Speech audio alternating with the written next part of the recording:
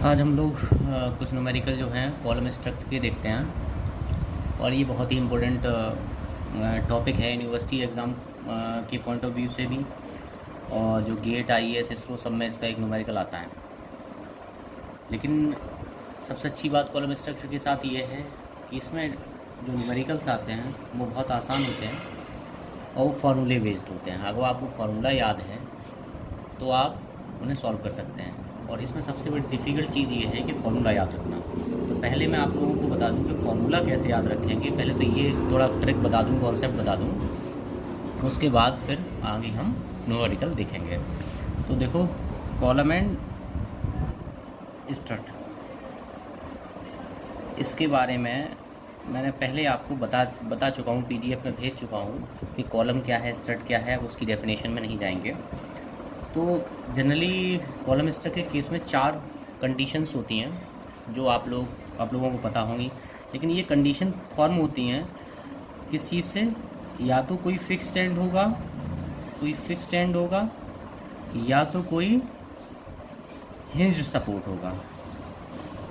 ठीक है, इन दो से बनती हैं। फिक्स एंड का मतलब ये है कि जैसे कोई कॉलम है आपका, ये कॉलम है, ठीक है, इसके दोनों एंड फिक्स कर दिए गए। जब इसके दोनों एंड हम फिक्स कर देंगे तो जैसे ये एंड ए है, ये एंड बी है, यहाँ पे ना तो फोर्स ट्रांसफ़र होगा, ना तो ट्रांसलेशन मोशन होगी, ना रोटेशनल मोशन होगी। ना तो ट्रांसलेशन होगा, ना एक्स डायरेक्शन ना वाई डायरेक्शन में। X is equal to 0, displacement 0, ठीक है, मोमेंट थीटा, रोटेशन 0, यहाँ पे भी theta, rotation 0, displacement in both direction is 0। तो ये फिक्स एंड हो गया। अगर मैंने क्या किया कि इसके एंड फ्री हिंज कर दिए। हिंज का मतलब ये होगा कि हमने यहाँ पे हिंज सपोर्ट लगा दिया, यहाँ पे हिंज सपोर्ट लगा दिया, यानी कि रोटेशन इज़ अलाउड। ठीक है, rotation is not equal to zero, but the displacement in both direction is 0। ठीक है, so this is the difference between the hinge support और फिक्स सपोर्ट। तो इसकी 4 बाउंड्री कंडीशन है। हम एक एक करके देख लेते हैं, एक एक करके। पहली बार तो आप लोग खुद ये इसकी 4 कंडीशन है। Number 1, both hand fixed. दूसरी कंडीशन है बोथ हैंड हिंज्ड या पिंड, एक ही बात होती है। तीसरी बाउंड्री कंडीशन है one end fixed and other end is free। और चौथी बाउंड्री कंडीशन है one end fixed and other end hinged और पिन। ठीक है, ये 4 बाउंड्री कंडीशन है। अब इन 4 बाउंड्री कंडीशन पर न्यूमेरिकल आते हैं। तो सबसे पहले आपको ये याद रखना है कि याद हम कैसे रखें फार्मूला, इनका फार्मूला क्या होता है। तो ध्यान रखें, एक common formula pi square EIY L square, जहाँ L जो है लेंथ होगी और इस कॉलम की, और इसमें जो फैक्टर मल्टीप्लाई होंगे वो हम आपको पता है, कहीं 4 होगा, कहीं 2 होगा, तो आप लोगों को वो पता है। लेकिन ये नहीं पता कि कौन सा फार्मूला कहाँ लगेगा। ऐसी सिचुएशन है। तो मैं आपको डायरेक्ट तरीका इसका बता दूँ याद रखने का तरीका क्या है कि ध्यान रखें कि जब आप दोनों एंड फिक्स कर देंगे तो उस समय जो कॉलम है वो मैक्सिमम लोड सपोर्ट करेगा। मैक्सिमम लोड, तो मैक्सिमम कितना होता है आप लोगों को फार्मूला पता है, both hand fixed 4 pi square EIY L square.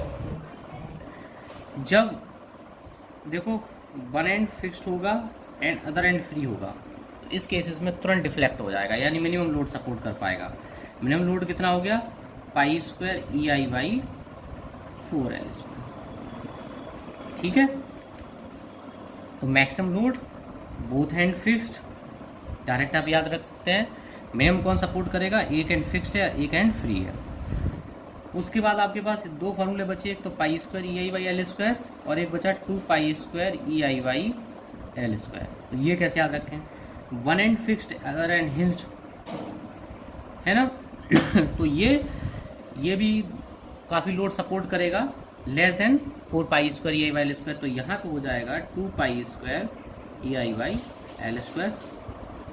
और जब बोथ एंड हिंज्ड या पिंड हैं तो उस केसेस में ये पाई square E I Y L square करेगा। तो ये आपके चारों फॉर्मूले आपके रट गए।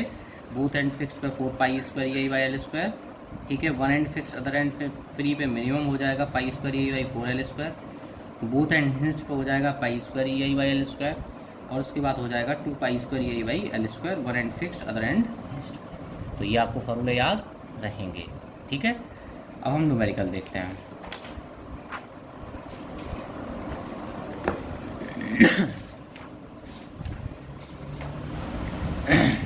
ये न्यूमेरिकल है।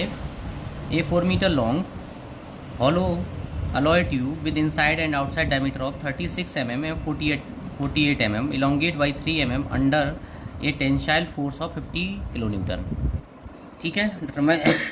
determine the buckling load for the tube when it is used as a column with both end pinned or hinged and with a factor of safety 5, okay.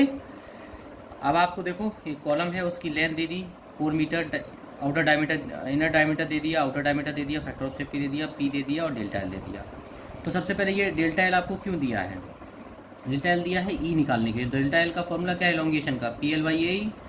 तो यहाँ से ई निकालना है। ए आपके पास डायरेक्ट हो गया pi 4 into D two square minus D one square. यहाँ से आप एरिया निकाल सकते हैं। तो आपका ई आ गया। ई आ गया आपका 84207 मेगा पास्कल। जब आपके पास ई आ गया तो इसने बताया बोथ एंड हिंज्ड है, तो आपके पास डायरेक्ट फॉर्मूला हो गया pi square A by L square. I आपका हो गया pi by 64 D to power 4 minus D one power 4। तो आप लोड निकाल सकते हैं कितना इफेक्टिव लोड ये ट्रांसफ़र करेगा। ये आएगा 9252.5 न्यूटन।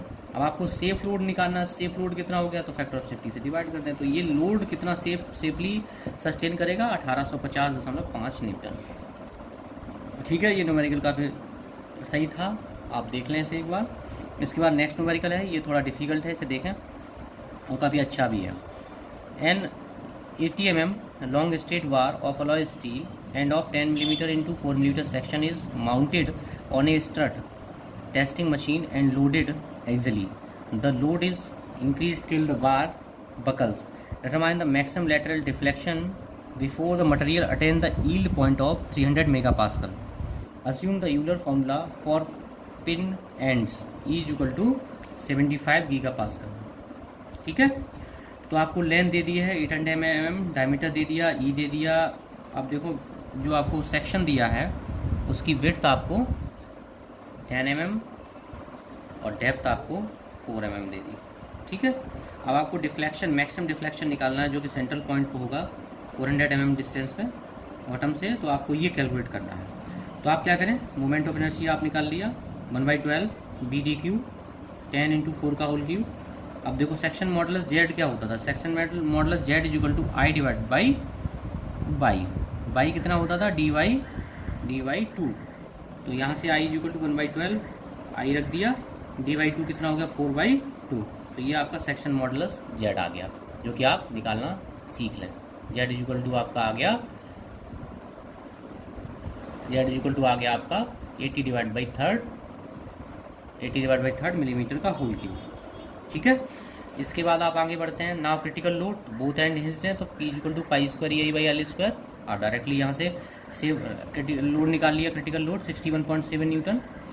अब ये जो लोड निकाला है, अब ये लोड कहाँ लगेगा? ये आपका अगर कॉलम है ये डिफ्लेक्ट हो गया और ये यहाँ पे लोड लग रहा है पी, तो इसकी लाइन ऑफ एक्शन ये हो गई। यहाँ मैक्सिमम डिफ्लेक्शन डेल्टा आपको निकालना, तो इस पॉइंट के अबाउट मूवमेंट कितना हो गया पी इंटू डेल्टा। तो हमने वो मूवमेंट निकाल ली। Now the maximum central movement 61.7 P into delta, ये आ गया न्यूटन मिलीमीटर में। तो अब हमने मूवमेंट निकाल लिया, तो इसकी वजह से बेंडिंग स्ट्रेस कितनी डेवलप होगी हम ये निकाल लें। तो बेंडिंग स्ट्रेस क्या है m/i इंटू बाई, तो m divide by I divide by क्या हो जाएगा जेड जो आप निकाल चुके हैं। तो 61.7 into delta divide by 80 divide by third, तो आपने सिग्मा भी निकाल लिया। अब टोटल स्ट्रेस कितनी होगी? अब जब इस पर लोड लगेगा कॉलम पे इस डायरेक्शन में, तो इस पर डायरेक्ट स्ट्रेस भी लगेगी। डायरेक्ट स्ट्रेस कितनी होगी पी बाई ए, और बेंडिंग स्ट्रेस लगेगी। तो ये आपने डायरेक्ट बेंडिंग स्ट्रेस निकाल चुके हैं, और ये आपकी डायरेक्ट स्ट्रेस हो गई कितनी होगी लोड डिवाइड बाई एरिया। आपका रेक्टेंगुलर सेक्शन था जिसकी विड्थ 10 थी और डेप्थ 4 थी, तो एरिया कितना हो गया 10 इंटू 4। तो ये डायरेक्ट स्ट्रेस हो गई। अब ये किसके इक्वल होंगे? इस न्यूमेरिकल में आपको दिया गया है the yield point of 300 mega pascal, यानी कि 300 मेगा पास्कल स्ट्रेस पे फेल हो जाएगा। तो 300 वैल्यू दी है, तो यहाँ से मैंने डेल्टा कैलकुलेट कर लिया, तो ये आपका डेल्टा निकल आया। तो ये न्यूमेरिकल काफ़ी अच्छा है और डिफ़िकल्ट भी है थोड़ा, तो इसे आप करने की कोशिश करें, ठीक है।